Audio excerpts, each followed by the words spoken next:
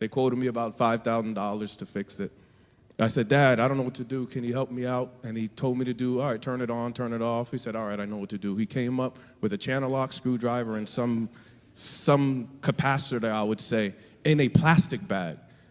Went downstairs 20 minutes later, he said, Steven, turn on the air condition, cold air. He sat down, he said, I need a really cold drink and thank you. That is my father. He shows up and he gets it done.